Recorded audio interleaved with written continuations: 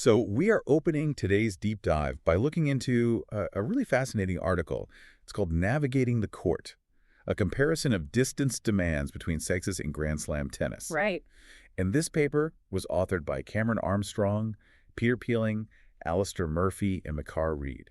It was published in the Journal of Sports Science and Medicine in 2024, specifically in volume 23. Yeah, and I mean, it really is a foundational piece of contemporary sports science literature. Absolutely. Because for, the better part of 2 decades, you've had coaches, biomechanists, and conditioning staff basing all their physical preparation protocols on observational data. From a totally different era. Exactly, from a very different era of the sport. So this paper, it provides a necessary, highly rigorous forensic examination of modern hardcourt kinematics. Which is so cool. It is. It draws on the immense power of optical tracking to basically replace subjective observation with objective geometry. Yeah, and the mission for you, the listener, as we go through this, is to really understand exactly how that granular tracking data is upending everything. Specifically, we're talking about Hawkeye data from 155 male and 168 female athletes competing at the 2021 and 2022 Australian Open. And it is completely upending decades-old assumptions about human movement and athletic preparation. It really is. Okay, let's unpack this. Because the best way I can describe what this paper reveals is to, imagine you have been training for a marathon for years. Right. You've mapped out your weekly mileage. You've meticulously planned your aerobic pacing. You wake up at 4 a.m. to hit the pavement. Doing all the right things. Exactly. Then you show up on race day. You step up to the starting line, and someone hands you a muddy rope, points to a massive wooden wall, and says, go. Oh, wow. Yeah. You realize with a sinking feeling, you aren't running a marathon at all. You're running a Spartan obstacle course. I mean, you are incredibly fit, but you are fit for the completely wrong event. That is a perfect analogy. Because the metabolic pathways you've trained, the fast twitch versus slow twitch muscle fiber recruitment you've prioritized, they are fundamentally mismatched to the reality of the environment you just stepped into. Right. The baseline cardiovascular capacity might be there, sure, but the specific kinematics, the agility, the aggressive eccentric loading required to just stop and start repeatedly, your nervous system has no idea what's coming. It's totally unprepared. Yeah. Which brings us to the scale of this new data. So the researchers started by aggregating the Hawkeye data to establish a baseline, right? A macro view of the physical demands on the court. Yeah, they wanted to look at the absolute total distance these elite athletes are covering over the course of a single match. And looking at the raw tables in the study, I mean, the numbers just jump right off the page. They do. The male players covered an average of 1,994 meters per match, with some matches pushing that cumulative distance all the way up to 2.4 kilometers. Which is huge. It is. Meanwhile, the female players covered an average of 11,185 meters, maxing out around 1.4 kilometers. And if you project those averages over just the first week of a Grand Slam, assuming, a player makes it through 4 rounds, a male player is traveling roughly 5.5 to 6 kilometers further than a female player in total distance. Which naturally leads to a pretty obvious question, right? Right. At first glance, this seems to validate the old traditional narrative that men's tennis is just vastly more physically demanding on the body. Right, that's the classic assumption. But doesn't this aggregated data kind of mask what's actually happening on a per-shot basis? I mean, we know the tournament structures mandate best-of-5 sets for men and best-of-3 for women. Exactly. So is the men's game actually more demanding, or is this just an illusion created by the format? Well, what's fascinating here is that when you subject the data to real statistical rigor, that traditional narrative falls completely apart. Just crumbles. Totally. The surface-level discrepancy in total distance is purely a story of tournament format. It is not a story of distinct physiological demands. Okay, wow. Yeah, the researchers built a linear regression model to map the relationship between the total distance covered in a match and the total number of shots played. Meaning they wanted to see if they could predict how far a player ran based solely on how many times they swung the racket. Precisely that. And when you normalize the data, accounting for the fact that men are playing more sets, accumulating more games, and therefore hitting a higher volume of shots, the graphs for the men's and women's draws are practically indistinguishable. That is so wild. It is. The relationship between shots played and distance covered is a near-perfect linear progression for both sexes. The correlation coefficient, the R value, was greater than 0.97 for both the men and the women. So for those of you listening who haven't looked at a statistics textbook in a while, a perfect correlation is a 1.0. Right. So an R value of 0.97 means the number of shots hit almost perfectly predicts the distance run, regardless of the athlete's sex. Yeah. It's practically a mathematical law on the court at this point. Yeah, the regression equations themselves were nearly identical. What the data basically proves is that adding just one single shot to a rally results in approximately 2 meters of extra running for both female and male players. 2 meters. Yeah. To put it practically, if a male player and a female player both engage in a 5-shot rally, they're running the exact same distance to cover that court. That is amazing. When the researchers actually matched the shots, they found a microscopic mean difference of just 1 single meter between the sexes. 1 meter. So the immediate takeaway for you listening is this. Total distance is a red herring. It tells us nothing about the inherent physiological intensity of the men's game versus the women's game. Exactly. The workload per shot is entirely equal. Men are simply required to stay on the court longer because of the best-of-5 structure. Which forces sports scientists and strength coaches to completely reevaluate how they condition these athletes. Oh, imagine so. Because if total distance is merely a byproduct of rally length, well, the critical variable for training is an overall endurance. Right, what is it then? The critical variable is understanding the tactical and psychological conditions that dictate when those rallies get extended. We have to figure out precisely when that distance is accumulating the fastest. And that brings us to the psychology of the sport basically manifesting physically. Because the distance covered is not evenly distributed across the duration of a match, right? Yeah, not all. Players aren't just jogging at a steady pace for 3 hours. The data shows distinct, massive spikes in physical exertion during the deciding sets. So the 3rd set for the women and the 5th set for the men. Yeah, the researchers noted a really significant physiological inflection point during these critical sets. Like, for the female athletes, the distance covered in set 3 increased by roughly 16% compared to set 1. That's a huge jump. It is. But it's not just the set itself. It's the specific high-leverage moments within that set where the data just goes off the charts. Oh, man, yeah. The most glaring example in the entire paper is Game 13. The tiebreak. The tiebreak. We all know the sheer mental tension of a tiebreak, but the physical toll is just wild. According to this Hawkeye data, tiebreak games require players to travel roughly 56% to 58% further than standard games, which the paper classifies as games 1 through 12. Over 50% more running. It's like a video game stamina bar during a boss fight. You've been managing your energy, keeping the bar in the green for 2 hours, and suddenly, when the pressure is at its absolute highest, the game forces you to dig 50% deeper into your physical reserves. Yeah. But why? Are they just moving less efficiently because their nervous systems are flooded with adrenaline? Or is the actual geometry of how they play changing? It's the geometry, and it's driven entirely by the psychology of the moment. Really? Yeah, if we connect this to the bigger picture, it comes down to the concept of competitiveness. In critical, match-deciding moments, self-preservation just kicks in. So they change how they play. Exactly. Playing behavior actively shifts. The data strongly suggests that when the stakes are highest, players unconsciously adopt highly conservative counter-punching tactics. Oh, I see. So they stop going for the low percentage winners down the line. They stop trying to paint the corners. They tighten up, yes. They play a higher percentage tennis. They hit with more topspin. They aim closer to the center of the court, prioritizing depth and consistency over, sheer speed and acute angles. Right, because nobody wants to make the unforced error in a tiebreak. Precisely. And when both players on the court adopt this exact same risk-averse strategy, well, it intentionally extends the rally length.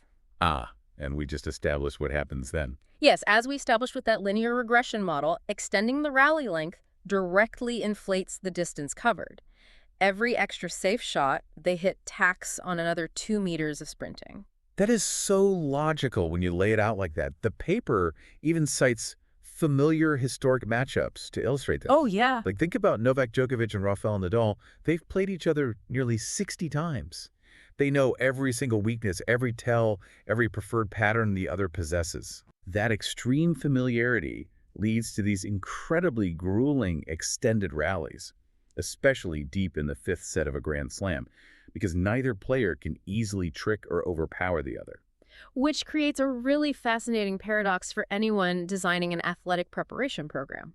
You cannot train an athlete for the average physical demand of a tennis match. Because the averages are deceiving. Totally deceiving. Yeah. If you condition a player for the mean rally length, their legs will just turn to lead during game 13. Yeah. You have to design protocols that physically prepare them for disproportionate, extreme physiological spikes.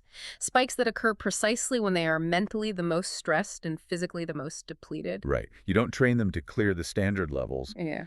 You have to train them specifically for the mechanics of the boss fight. That's the challenge. And to fully understand the mechanics of that boss fight, we can't just look at the match or the game. We have to deconstruct the foundational building block of court coverage. Which is what? We have to look at the individual movement cycle. Oh, okay. Which the paper defines very specifically. Like, a movement cycle isn't just a player running to hit the ball. Right. The cycle encompasses the initial travel from their starting position to intercept the ball, the execution of the shot itself, and then the immediate recovery sprint back to a position of leverage so they can prepare for the opponent's next strike. Travel plus recovery. The methodology here is really worth highlighting because it's incredibly rigorous. I mean, even with modern Hawkeye cameras tracking at 50 frames per second with a mean error of literally millimeters. Which is insanely precise. It is. But even with that, detecting the exact millisecond a player initiates their split step is notoriously difficult. So the researchers used the opponent's racquetball impact time as a highly accurate surrogate marker for the start of the movement cycle. Oh, smart. Very smart. They also deliberately stripped out the serve and the final shot of every rally to ensure they were only analyzing complete, authentic movement cycles. Okay, here's where it gets really interesting. Because when they applied that rigorous methodology to this massive data set, they completely shattered the foundation of modern tennis training. They absolutely did. Because for 20 years, sports science has leaned on this seminal study published in 2003 by Roeder and colleagues. And that 2003 paper basically established the golden rule of tennis movement. It stated that roughly 80% of all movement between shots was under 2.5 meters. 2.5 meters. I mean, think about how confined that is. That's tiny. It is. For 2 decades, entire training philosophies, footwork patterns, and biomechanical models were built around that specific, tight radius. Coaches practically visualized a tiny circle around their athletes, optimizing their explosive power strictly within that inner range. But this new 2024 Hawkeye data, it reveals that the average movement cycle is now 4.5 meters for men and 4.2 meters for women. Wow. In fact, the data shows that less than 10% of movement cycles are under 2.5 meters today. It's a completely different game. It is. The difference between 2.5 meters and 4.5 meters might not sound like much if you were just, walking down the street. But in the context of maximum effort anaerobic sprinting, it is a chasm. A massive chasm. So how did an entire multi-billion-dollar sports industry get the fundamental geometry of its own game so wrong for 20 years? Well, I wouldn't necessarily say the 2003 study was wrong. I mean, it was a rigorous piece of work for its era. Okay, fair. The issue isn't flawed data. The issue is that the sport underwent a massive evolutionary shift, and the training methodologies just failed to update alongside it. They got stuck in the past. Exactly. And this raises a really important question about how blindly we adhere to historical research without examining its original constraints. Like, the 2003 study had a relatively small sample size, it only analyzed male athletes, and most importantly, it was conducted at the French Open. The French Open, Yeah. which is played on red clay. Right. And the surface changes the biomechanics entirely. Think about the physics of a clay court. Players slide into the shot. Oh, yeah, you see it all the time. Right. And the slide itself covers distance while simultaneously decelerating the body's momentum, which leaves the athlete in this natural balanced position to seamlessly push back toward the center of the court. It's fluid energy transfer. Wow. But this new 2024 study, however, analyzes the Australian Open, modern, high-friction, hard-court tennis. Where you can't smoothly slide into a defensive forehand. Yeah. It's a sprint, plant your outside foot, and absorb a massive amount of eccentric force through your quad, knee, and ankle to stop your momentum dead. Exactly. Then you hit the ball, and then violently push off in the opposite direction. It's a completely different neuromuscular demand. It is entirely different. And when you combine that lack of sliding with the evolution of racket technology since 2003, well, the expanded distances make perfect sense. Right, because the strings. Yes. In the early 2000s, the widespread adoption of copolyester strings really revolutionized the sport. These strings grip the felt of the ball, allowing players to generate unprecedented levels of topspin. Which means the ball doesn't just travel faster, it kicks higher and wider off the court. Exactly the point. Because the ball is kicking so violently, players are forced to stand significantly further behind the baseline just to handle the heavy spin. So they're physically further away from each other. Yes. The tactical depth of the court has literally expanded. Players are hitting heavier balls from deeper positions, which forces their opponents out wider. The physical geometry of a baseline rally is just stretched out. Unbelievable. So the 2003 data said 80% of movement was under 2.5 meters. Today, on a modern hard court, 80% of movement cycles are 6 meters or less. The typical physical requirement for a single shot has effectively doubled. Just doubled. Think about the practical application of this for a moment. If you are a listener who plays tennis, or if you coach young athletes, you know the classic movement drills. Oh, yeah. The star drill, the box drill, the fan drill. For 20 years, coaches have been setting up cones 2.5 meters away from the center mark, having players sprint out, touch the cone, and sprint back. Doing exactly what the science told them to do. Right. They've been physically mapping their athletes' nervous systems for a 2.5-meter reality. They've literally been training their bodies for a sport that no longer exists. It's the physiological equivalent of your Spartan race analogy. They've optimized these athletes for inner-range movement. Yeah. But the reality of contemporary hardcourt tennis demands proficiency in extended-range movement, so distances of 4.5 meters or more. Yeah. According to this Hawkeye data, those extended-range movements make up over 50% of the match for men and 44% for women. If your kinetic chain isn't conditioned to repeatedly absorb the impact of a 4.5-meter hardcourt sprint and recovery, you will break down. The body just won't hold up. It won't. Your fast twitch fibers will fatigue faster, your recovery steps will become sluggish, and your shot execution will just plummet. Which explains so much about why we see players hit a physical wall. I mean, if your energetic pathways are calibrated for 2.5 meters and the game forces you to run 4.5 meters hundreds of times over a 3-hour match, the cumulative physiological debt is just staggering. So, what does this all mean for the immediate future of athletic preparation? Tell me. Well, the researchers make it incredibly clear. The traditional movement profiling tests that academies use to evaluate talent and design programs, they need to be scrapped immediately. Just throw them out. Exactly. Historically, a tennis player's speed might be evaluated using a standard 20-meter linear sprint. But as we just discussed, the average movement cycle is 4.5 meters. A tennis player rarely, if ever, runs 20 meters in a straight line during a live point. Testing a 20-meter sprint to evaluate a tennis player is like testing a marathon runner's bench press to see if they can win the race. Exactly. It's testing a completely irrelevant energy system and biomechanical pattern. The paper also calls out agility tests like the traditional 505 test. This is a standard sports science protocol where an athlete sprints 5 meters, touches a line, turns 180 degrees, and sprints 5 meters back. Which sounds vaguely like tennis, but not really. Right, because on a tennis court, a player doesn't run out to the doubles alley and pull a perfect 180-degree pivot. They run out, plant, rotate their hips, execute a complex rotational kinetic chain movement to actually hit the ball, and then recover diagonally back to the center. So what should strength and conditioning coaches be doing instead, if the old tests are useless? The authors propose that training must be recalibrated to reflect the true start-and-stop kinematics of the contemporary hardcourt. They suggest tighter, highly tennis-specific drill tests, like a 303-meter test or a 10-0-10 test. Okay. These tests mimic the actual spatial distances and the specific directional changes a player experiences when tracking down a heavy topspin forehand and then recovering to the center mark. That makes total sense. It fundamentally changes the geography of a tennis practice. You have to push the cones further out. You have to completely abandon the idea that the inner range is the defining characteristic of elite court coverage. Furthermore, this level of granular tracking data paves the way for hyper-individualized movement analysis. Oh, how so? Once you establish that the modern cut line is 4.5 meters, coaches can overlay this data onto specific player profiles. Let's say player A averages a 5.2-meter movement cycle. Why? Well, because they prefer to play incredibly deep behind the baseline, utilizing heavy spin. Oh, I see. But player B, however, might average a 3.8-meter cycle because they are aggressive, they hug the baseline, and they take the ball exceptionally early on the rise, cutting off the angles. That is brilliant. When you replace assumptions with accurate contemporary data, you can build highly specific, individualized training regimens that actually map to the tactics the player employs. It is a brilliant piece of research, frankly. Yeah. Because it doesn't just add a tiny incremental footnote to the literature.